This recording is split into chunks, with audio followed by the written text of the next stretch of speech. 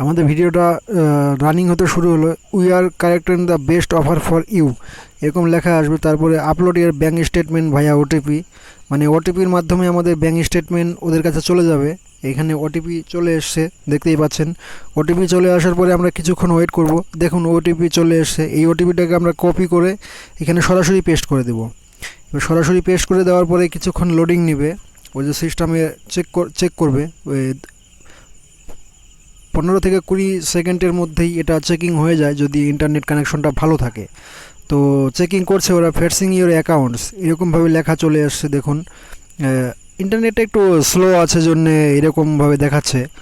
তো তারপরে যদি মনে হয় যে না ওটিপিটা ভেরিফিকেশন করা দরকার, তো সেই হিসাবে আপনাকে একটু অপেক্ষা করতেই হবে। কারণ এটা ইন্টারনেটের জন্য যে সম্ভবত হয় সেটাও নয়, সিস্টেমেটিকভাবে এরকমভাবে চলতে থাকে। তো তারপরে আমরা যখন অপেক্ষা করতে থাকবো, অপেক্ষা করার পরে দেখব যে যে ওটিপিটা আমরা দিয়েছি সেই ওটিপিটি দেওয়ার পরে আমাদের মোবাইল নম্বরের সাথে যদি কোনো ব্যাঙ্ক অ্যাকাউন্ট লিঙ্ক থাকে তো সেটা অটোমেটিকলি চলে আসবে। এবার সেটা আসার পরে আমাদের পরবর্তী স্টেপটা দেখতে হবে যে কোম্পানি আমাদেরকে কী দিচ্ছে। কোম্পানি যখন আমাদেরকে মোবাইল নম্বরের উপরে ভিত্তি করে কোনো ব্যাঙ্ক অ্যাকাউন্টস ফেচ করবে, তো সেই ব্যাঙ্ক অ্যাকাউন্টের মাধ্যমে কিন্তু আমরা এই টাকাটাকে উঠিয়ে নিতে পারবো। এবার টাকা ওঠানোর জন্য যেটা করা দরকার, আমাদের সামান্যখানি ওয়েট করতে হবে।